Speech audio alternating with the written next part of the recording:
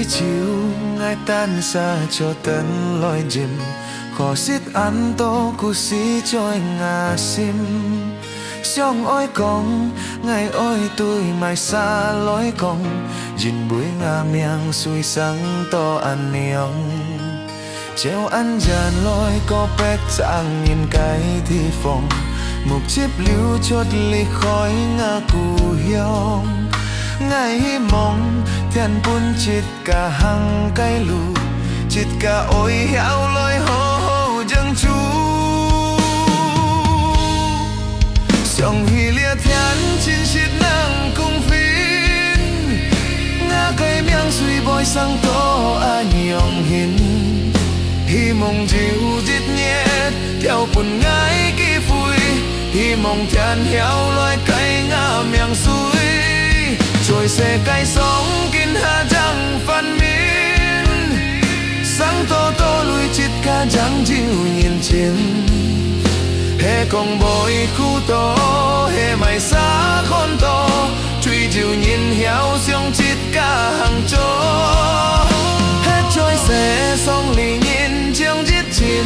phùng hè con ngồi phiền on cháu cú xin thiên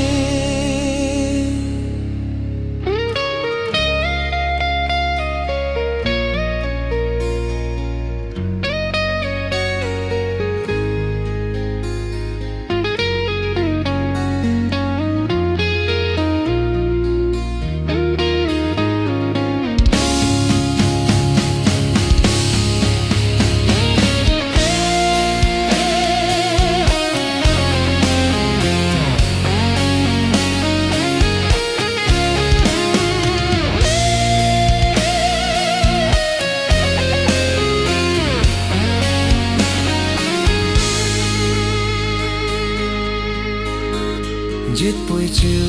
ngài tan xa cho tên lối dìm khổ xịt ăn tô cú xí trôi ngà xin xiong ôi con ngài ôi tôi mày xa lối con dìn buổi ngà miang xuôi sáng thô ăn niong chiều ăn dàn lối có bét chẳng nhìn cái thi phòng một chiếc liu chút ly khói ngà cù hiong ngày hi mong thiên bún chít cả hăng cây lù chít cả ôi héo lối hô hô dùng chú xiong hi lia thiên chín chít nang cùng phiến ngã cây miang xuôi bôi sang to a nhong hin hi mong dịu chít nhét hiểu buồn ngái kỳ vui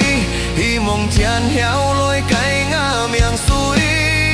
trôi xe cây sóng kín hà trăng phần miên sáng to to lui chít ca trắng chiều nhìn trên hè con bồi cú to hè mày xa con to truy chiều nhìn héo xiong chít ca hàng chó hết trôi xe sóng lì nhiên trong chít chín phùng hè con ngồi phiến